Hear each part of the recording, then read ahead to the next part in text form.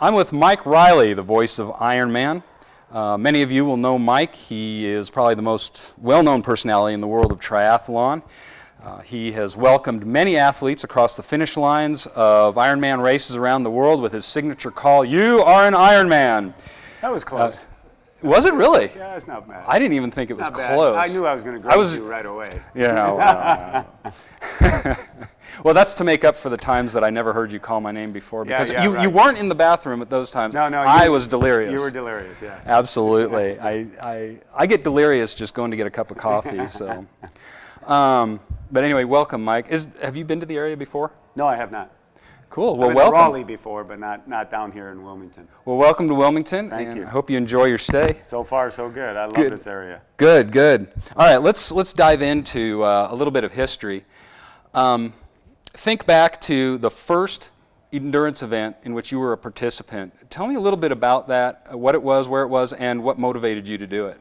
Oh my gosh, the first time it was a 5K run in San Diego. I had just gotten there, moved there from Ohio, and was running with buddies in Balboa Park in San Diego, and got into running and ran a 5K, and I thought it was the coolest thing ever, and I go, I got to keep doing this. And from there, it just blossomed to 5Ks, 10Ks, half marathons, triathlons, and everybody knows the story. We just, you get addicted to it, which is a good addiction. And, then I stayed in the endurance business. But what initiated the entry into that 5K? Did somebody tell you? For example, Lori, my wife, said, "You're going to do this," and so I did it, and that's how I got in. To think back, that's interesting. Nobody's ever asked me that question, because I wrestled in college, and when I moved to San Diego, I got hooked up with a guy who was an endurance athlete. He was my dentist here in San Diego, and he goes, "We go to Balboa Park and we do these runs," so we did these. And I go, "I ran in college to cut weight for wrestling. I'll show up there." So I showed up. It was a Wednesday night. They did a regular Wednesday night run. And there's about 8 guys and a girl. And this was probably 77. Yeah, 1977. And I'm thinking, who's this girl here running with these guys? You just didn't see that very often. So we took off, and they said, we're going to run a 6-mile kind of a hilly route. And I'm thinking, well, I ran 3 miles once when I was in college to cut weight. 6 miles, I can double that. Well, we took off, and who's at the front but this girl just pounding away, and all the guys are following. I'm thinking, this can't be right. And that run, I stayed with them, but that run ruined me for the next week. I couldn't walk. And then she was Sue Cren, and she's passed away, God bless her. And the next year she finished 3rd at the Boston Marathon. So, it was like, I got in, and then I got hooked. I said, I got to keep, so I kept going back with the group. And then there was a race all the time in Southern California, and we'd go and we'd run it. Wow, that's impressive that you were able to keep up with her. It was not easy. It may not have been pretty, but you were able to do it. I did not walk for like 2 days. It was terrible. Wow. I was hurting. And so it just hooked you, but I mean, there was no definite motivation behind the string, the years that followed. I think just, your motivation is you wanted to stay in shape, you wanted to get faster. Back then it was, you wanted to go as fast as you could. Sure. There was no word, jogging wasn't a word in the vocabulary yet. It was still running. Well, that was the Jim Fixx era, I think. Yeah, he brought the jogging thing out. Yeah. Are you still doing this today? Are you still competing and running endurance today? I'm not competing as much just because I'm on the microphone so much, but I'm training like I do an Ironman. I mean, I'm on my bike all the time. I swim, I run, mostly ride, and stay in shape. And I love working out. So basically you are still doing it. Yeah, in Southern California, I love working out with, I always know someone or a friend that's doing an Ironman. So, hey, I'm doing a 100-miler. I say, let's go. All right. So we go out and we go pound. Yeah. And I mean, if you're doing century rides, you're there. Yeah, I'm still can. Have you taken the Ironman journey yet? I know as of a couple of years ago you hadn't. No. You haven't. My Ironman journey is on the microphone. It'll be, and my final journey probably with Ironman will be in Kona, running it. Yeah, but no concrete plans for that at this point. There are, but I'm not going to share them. Okay, that's fair. Fair enough. What I ask a lot of the people that I talk to is, while we're on the topic of you as a participant, is a favorite race story or a funny race story that has happened to you. Oh gosh, while I was running a race. it's not a favorite. I remember it like crazy. There was a thing back in the early 80s about fasting, and if you fasted the day before the race, you cleared your body of toxins and all. And I actually did it before a marathon, and I was always running, in the high 240s, 250s, and I was running this race, and I'm ready. And the first 13 miles, I felt like $1 million, and I couldn't believe how bad I hit the wall at 14 miles. Wow. And I was just completely, unbeknownst to me, I was completely depleted. And I kept taking stuff on the course, but it wasn't enough because I didn't have any fuel in the system from that. And it was the worst experience. I mean, I still ran like 3:04 or something, and I felt bad about myself. Wow. Yeah, back then, everybody ran fast. And, but I just never forgot. And I look back at it, that was the stupidest thing you could ever have done. Yeah. But then somebody said, hey, I fasted and I ran my PR. Well, sure. Like eating pizza an hour before a 5K because it's carb loading. We just didn't have that much information back then. Yeah. There's a trial and error. Sure, Constant sure. trial and error.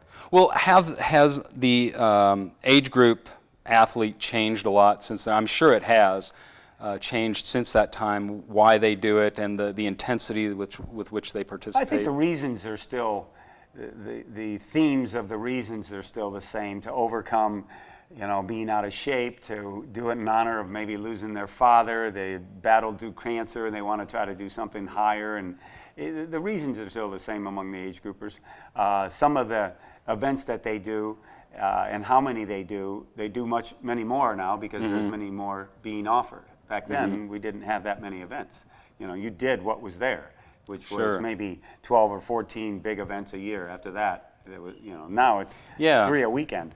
Yeah, and I mean, some people might even say that the field is diluted a little bit with the number of races that are out there for people to pick from, so that races aren't doing quite as well as they had in the past when there were only a few to choose from. Just like anything, it is a business, and people want to put on an event.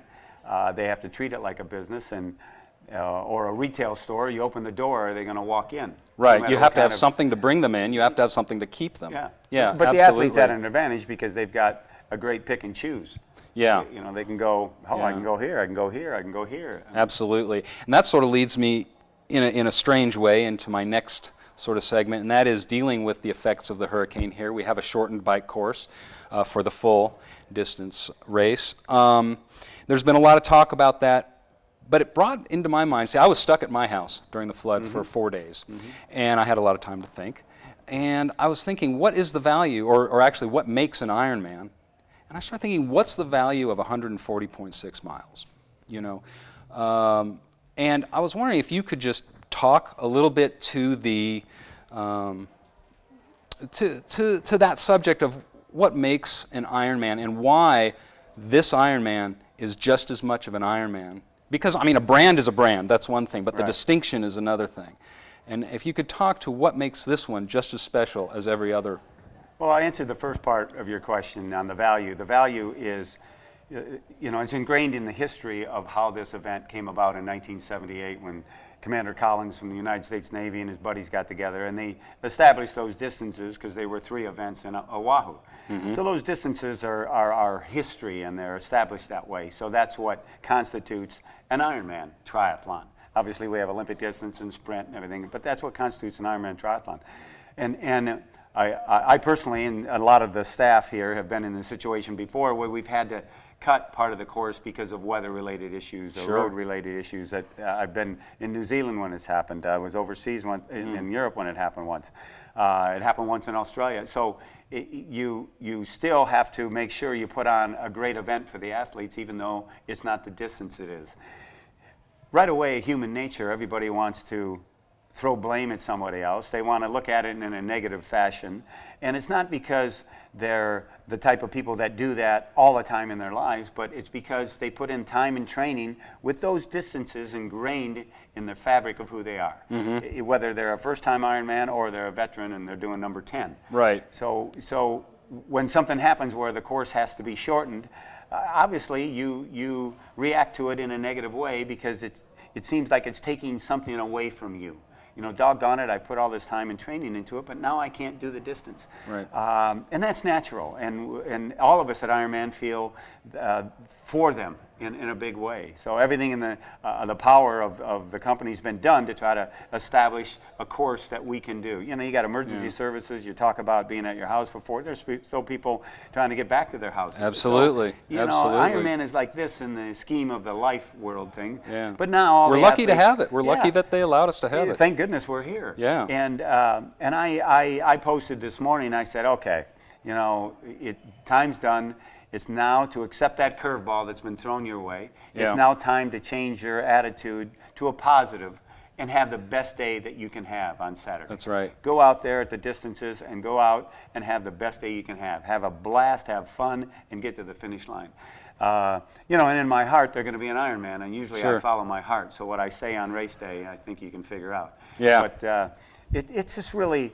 It has to be accepted. We get curveballs in our lives, and this is one of them. But you know what? In the overall scheme of things, it's okay. Yeah, absolutely. If we, it's funny because if you flip the situation, I could go out and I could swim 2.4, bike 112, and run 26.2 on a Saturday of my choosing by myself. But is anyone going to call me an Ironman? No. Not, they're not going to call me. And then if you flip it back, it's I think it makes a lot of sense that it's not the distance. The distance is a part of the experience, and the experience is really what we're after. That's what I'm after. Exactly, and they've gone through the journey. Yes. The journey is everything. Mm-hmm. Everything. The finish line to them really, a lot of people say, the time with their buddies training and getting fitter and getting faster, they just remember that as much as they do the finish line. So it's still going to be an Ironman. Well, I'll be there tomorrow. When I get done, I'm going to come back 9 o'clock. I'm going to wait till the end, take video. And remember, 9 o'clock is the end, so get back there before. That's what I mean. I will get there before. Yeah. I'll be there before. Lori and I will be there before, and take some video. And I am sure that the energy will be just the same as all the other races that I've been to. It's still a final hour of a very long day, final hour, 2 hours, and we're going to rock it and bring them in. Absolutely. The winners they are. Absolutely. Cool. Let's take I want to 2 things that I want to ask you about in your professional life. Power bar sales rep. That fascinated me when I read about that, and I was curious. What was the general sport nutrition environment like at that time? Oh, it was nothing. I was an independent sports rep, and I repped Saucony and a lot of lines in endurance. And when the Power Bar thing came along, they had no real distribution in California, is where I was at, and I had a rep agency. So I went and talked right to Brian Maxwell, the creator and owner of Power Bar. Went up there and I said, "What is this?" And I remember tasting my first chocolate bar, going, "Oh my God, dude, you're going out of business. People eat this? You're going to go out of business." But he perfected it and softened it up, and then I started representing. I was the first Power Bar rep in the West to start taking it into stores, and people I had relationships with, running shoe stores or general sporting goods stores, go, "Reilly, are you kidding me?" But then all of a sudden, people started figuring out they needed some good nutrition in a short form, not being a candy bar or something, and it was just for endurance. Yeah. So it was kind of cool. And it was the only one there at the time, wasn't it? Yeah, there was nothing else. The number of bars nowadays, if you go to a grocery store, they're in the hundreds. And Brian and his family put together out of their kitchen, he and his wife, and the rest is history. That seems like the way a lot of them start. Is out of somebody's the good ones anyway, start in somebody's kitchen. What kind of market did your retailers target? Were they looking at age groupers or elites or what? They didn't know. They didn't know. They didn't have an idea. As a matter of fact, he was only really wanting to sell to bicycle shops because there was no tri shops at that time. Mm-hmm. There was running shops, but he just wanted to go into the bike market because it's easy to carry the bar in your back pocket. That's where he went. But I said, hey, there was a retailer in Southern California called Oshman's at the time. They had about 42 locations, and I wanted to go in there. And he goes, "Don't you dare sell them the bar."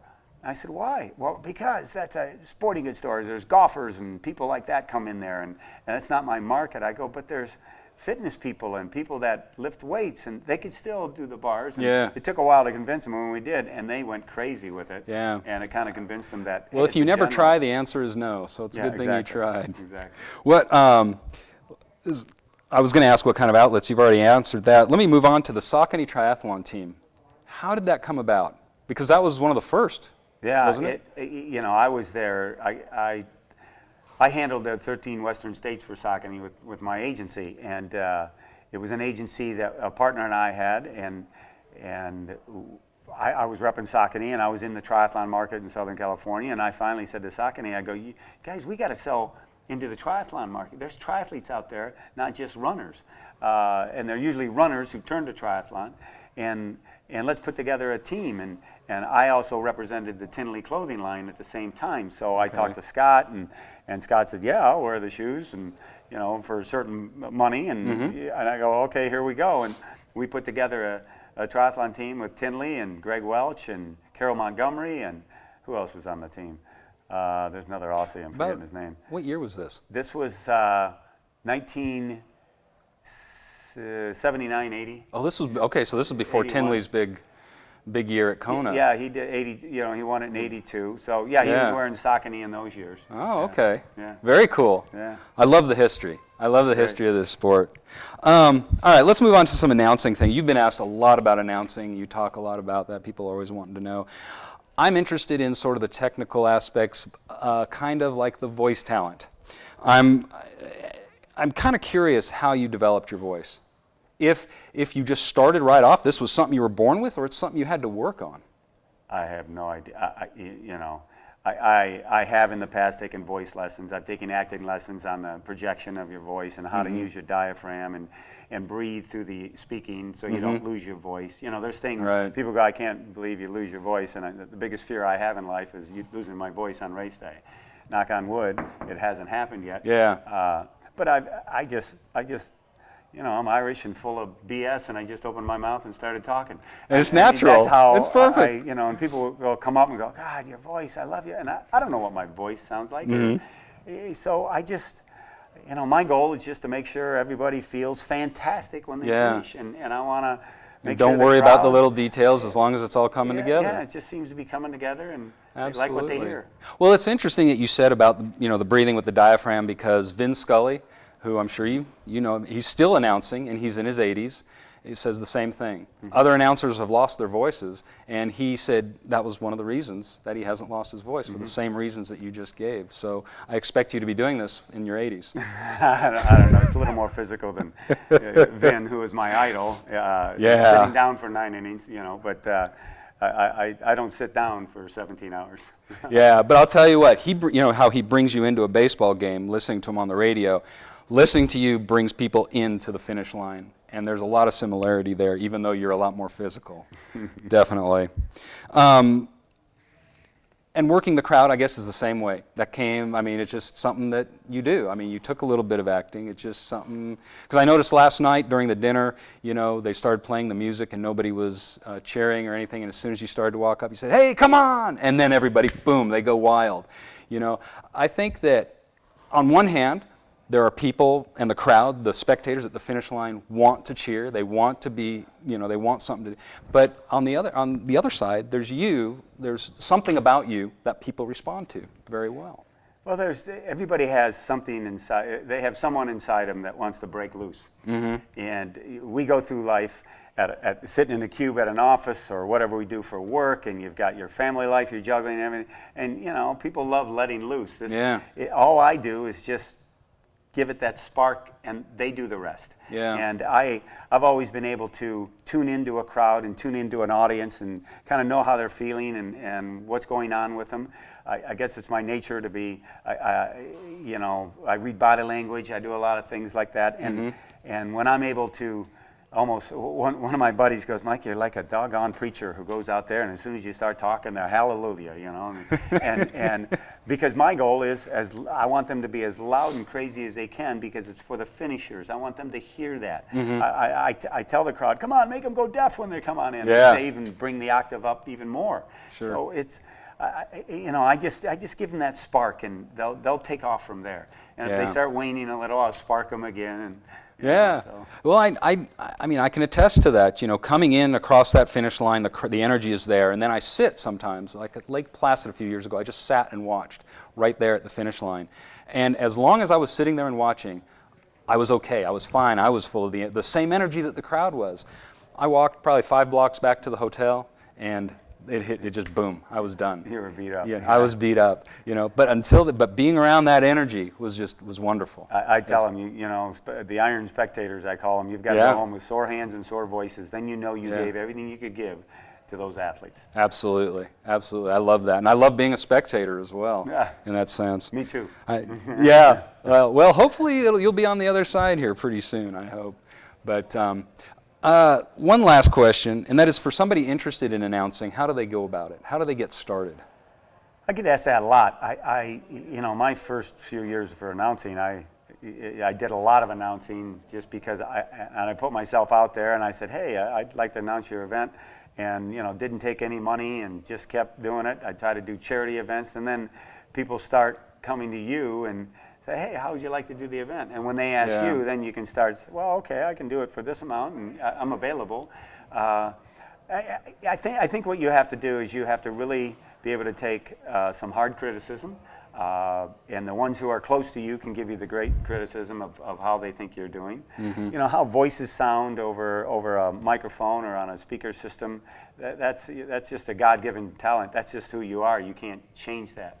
And I think the biggest thing about announcing is really you'll never hear me say I or me on race day, because it's not about me. It's about them and the event. The two most important things are the athletes and the event, and it's the announcer's job to take care of that.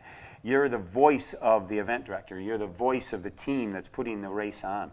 And you want to be able to let those athletes know about everything that's going on, get them pumped up, get the crowd pumped up. Yeah. And it's all about them. And the biggest mistake I see other people make who get on a microphone, I talk to them, or guess what, guys, I'm going to pump you up today.